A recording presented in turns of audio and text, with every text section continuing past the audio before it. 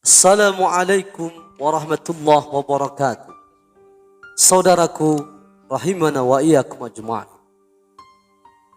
Pada suatu hari sahabat Ali bin Abi Thalib radhiyallahu anhu pergi ke masjid untuk berjamaah salat subuh. Ia berjalan dengan segera agar cepat sampai ke masjid karena takut tertinggal jamaah. Setelah sampai di tengah jalan, ia menjumpai seorang tua lanjut usia berjalan di mukanya.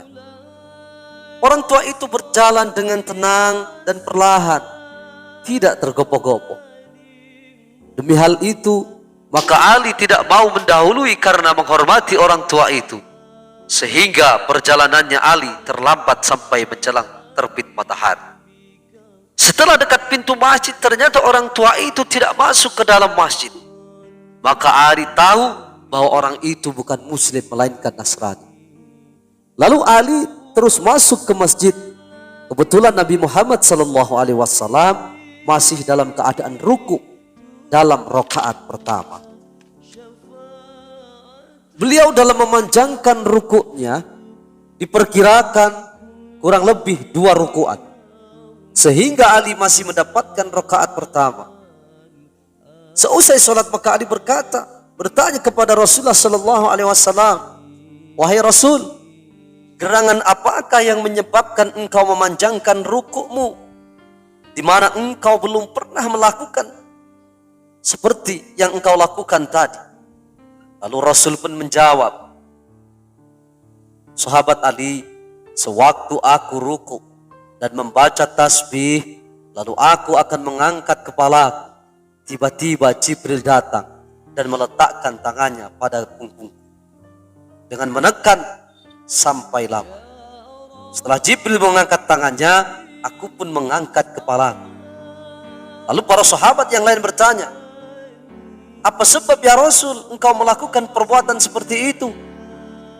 Apa sebabnya sampai malaikat meletakkan tangannya ke punggungmu ya Rasul?"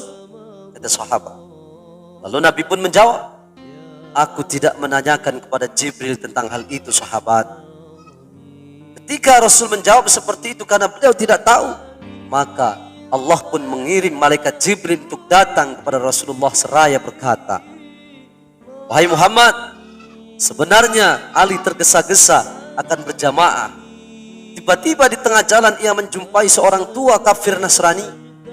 Ali pun menghormatinya dan tidak mau mendahuluinya karena menjaga kehormatan hak orang tua. Demi hal itu, maka Allah memerintahkan aku untuk menekan punggungmu ketika engkau sedang ruku, agar sahabat Ali dapat mengikuti jamaah subuh bersamamu dan tidak tertinggal."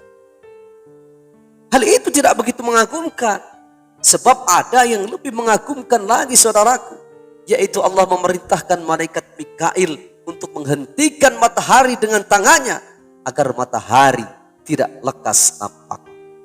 Demikian derajat yang diperoleh Sayyidina Ali radhiyallahu anhu, disebabkan menghormati dan memuliakan orang tua tadi, sekalipun dia seorang Nasrani. Apalagi kalau yang kita hormati adalah orang-orang tua yang soleh.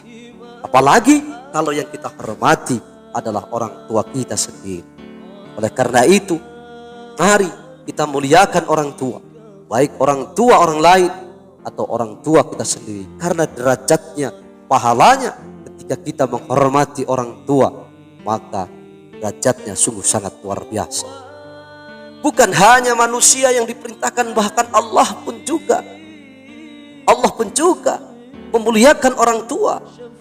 Sampai dalam salah satu hadis diterangkan, diriwayatkan dari Anas ibn Malik, Rasulullah bersabda, "Innallaha yanzuru ila wajhi syekh sabahan wa masaan wa yaqulu ya 'abdi qad kabura sinuka wa raqa jilduka wa daqa 'azmuka wa iqtaraba ajaluka wa hana qudumika ilayya fastahyi minni fa ana astahyi min syaibatika an u'adzibaka finnar."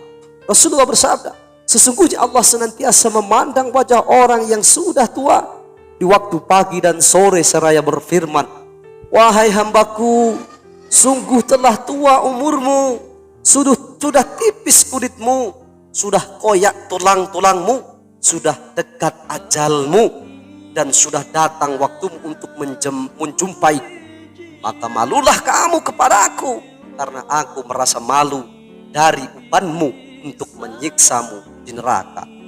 Hadirin rahimana wa yakumullah, mudah-mudahan dari hikayat yang kami bacakan, yang saya terangkan pada hari ini, dan hadis sedikit yang saya bacakan tadi bisa bermanfaat untuk kita semua, sehingga kita selalu menghormati orang tua, atau orang tua kita ataupun orang tua orang lain. Mudah-mudahan dengan kita menghormatinya, maka kita akan mendapatkan rahmat dan ridha Allah Subhanahu wa taala. Wallahu muwaffiq ila aqwamit thoriq. Assalamualaikum warahmatullahi wabarakatuh.